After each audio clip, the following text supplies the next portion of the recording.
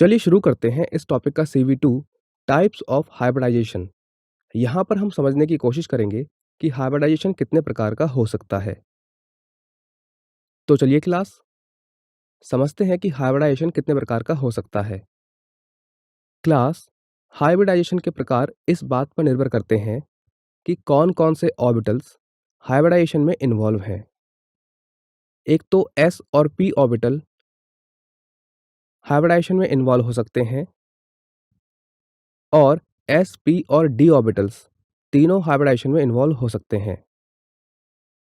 तो चलिए पहले देखते हैं कि अगर s और p ऑर्बिटल हाइब्रिडाइजेशन में इन्वॉल्व हैं तो कौन कौन सी प्रकार की हाइब्रिडाइजेशन हो सकती है।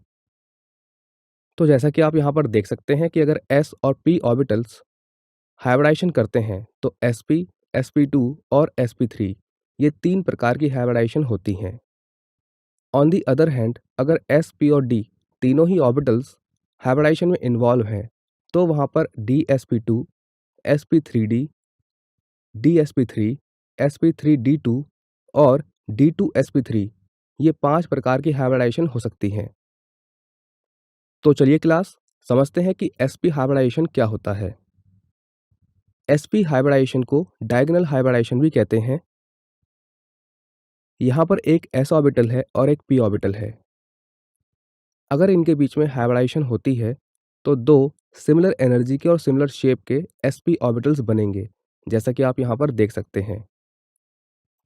अब क्योंकि इस हाइब्रिडाइजेशन में एक s ऑर्बिटल और एक p ऑर्बिटल इन्वॉल्व है, इसीलिए यहाँ पर जो भी हाइब्रिड ऑर्बिटल्स फॉर्म होंगे उनमें 50% s कैरेक्टर होगा और 50% p कैरेक्टर होगा। और जिन मॉलिक्यूल्स में इस प्रकार की हाइब्रिडाइजेशन पाई जाती है उनकी ज्योमेट्री लीनियर होती है। क्लास sp हाइब्रिडाइजेशन का बेरिलियम क्लोराइड एक अच्छा एग्जाम्पल है। तो आइए देखते हैं कि बेरिलियम क्लोराइड में sp हाइब्रिडाइजेशन कैसे होती है। सबसे पहले बात करते हैं बेरिलियम की ग्राउंड स्टेट इलेक्ट्रॉनिक कॉन्फ़िगरेशन की। बेरिलियम का जो एटॉमिक नंबर होता है वो 4 होता है, इसीलिए ये है बेरिलियम की ground state electronic configuration 1s2 2s2 2p में कोई भी इलेक्ट्रॉन नहीं है। अब बात करते हैं बेरिलियम की एक्साइटेड स्टेट इलेक्ट्रॉनिक कॉन्फ़िगरेशन की। ये होती है 1s2 2s1 2p1। तो स्टूडेंट्स जैसा कि आप जानते हैं कि जो हाइब्रिडाइजेशन होता है वो लगभग सिमिलर एनर्जी वाले ऑर्बिटल्स में होता है। तो बेरिलियम की एक्साइटेड स्टेट से ये बात तो क्लियर है कि यहाँ पर जो हाइब्रिडाइजेशन होगा वो 2s और 2p के ऑर्बिटल्स में होगा।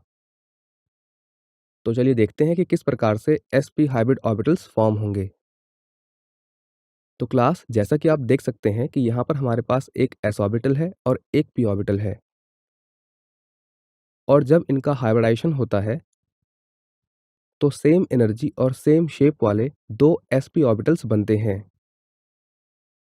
और इन्हीं दोनों हाइब्रिड sp ऑर्बिटल्स के साथ Cl बॉन्ड फॉर्मेशन करता है, जैसा कि आप यहाँ पर देख सकते हैं। तो इस प्रकार से BeCl2 मॉलिक्यूल बनता है जिसकी ज्योमेट्री लीनियर होती है और जो एंगल होता है वो 180 होता है। sp2 हाइब्रिडाइजेशन का नेक्स्ट एग्जाम्पल है C2H2 मॉलिक्यूल। तो चलिए देखते हैं कि C2H2 में sp हाइब्रिडाइजेशन कैसे फॉर्म होती है। सबसे पहले बात करते हैं कार्बन की ग्राउंड स्टेट इलेक्ट्रॉनिक कॉन्फ़िगरेशन की, जो कि कुछ इस प्रकार से होती है 1s2 2s2 2p2। अब अगर बात करें हम कार्बन की एक्साइटेड स्टेट इलेक्ट्रॉनिक कॉन्फ़िगरेशन की तो वो कुछ इस प्रकार से होती है 1s2 2s1 2p3। और क्योंकि यहाँ पर दो कार्बन एटम्स हैं तो दोनों की ही इलेक्ट्रॉनिक कॉन्फ़िगरेशन बिल्कुल ऐसी ही होगी।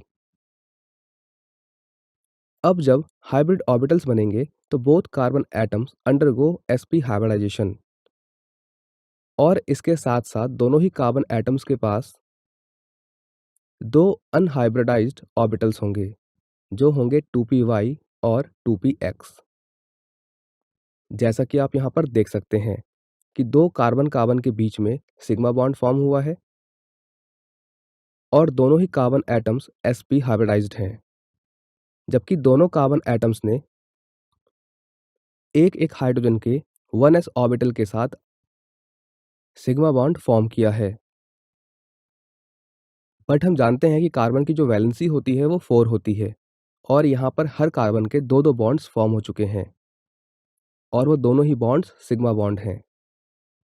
तो इसलिए कार्बन कार्बन के जो बाकी के ऑर्बिटल्स हैं, यानी कि 2px और 2py, इनके बीच में पाई बॉन्ड फॉर्मेशन होती है, जिससे कार्बन की टेट्रा वैलेंसी कंप्लीट हो जाती है और इस पाई बॉन्ड को आप यहाँ पर देख सकते हैं।